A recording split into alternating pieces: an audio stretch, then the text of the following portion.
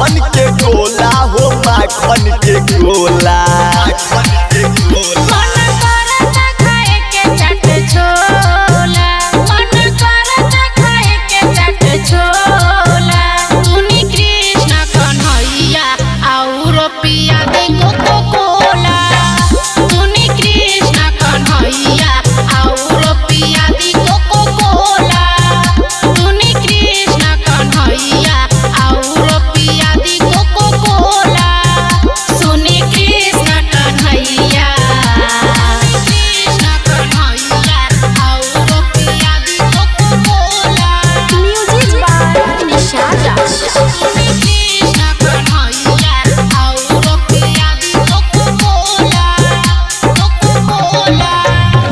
मलाई माखन खा लो न राधा पर गरम पिज्जा से बढ़ जाई बाधा।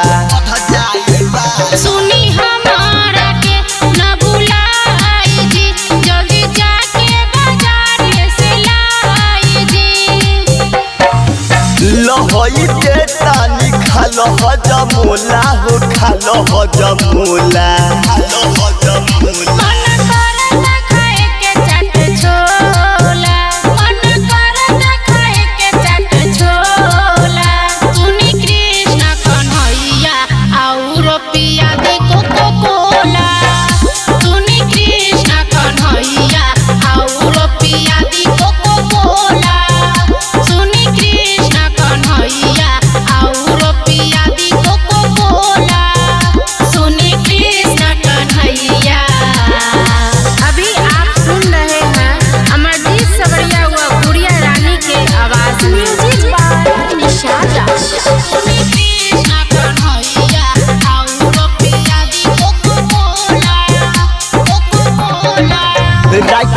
कहेला डीजे निषाद हो मानल राधा तू कान्हा के बात हो।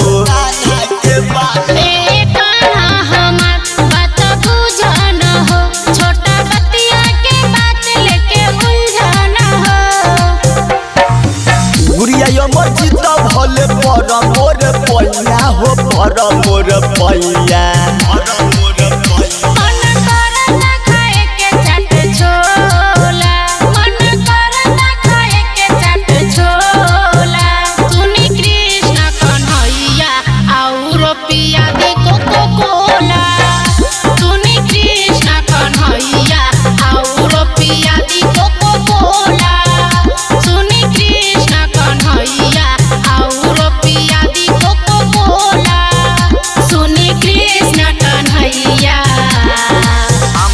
डिजिटल रिकॉर्डिंग स्टूडियो चंदौली हाट।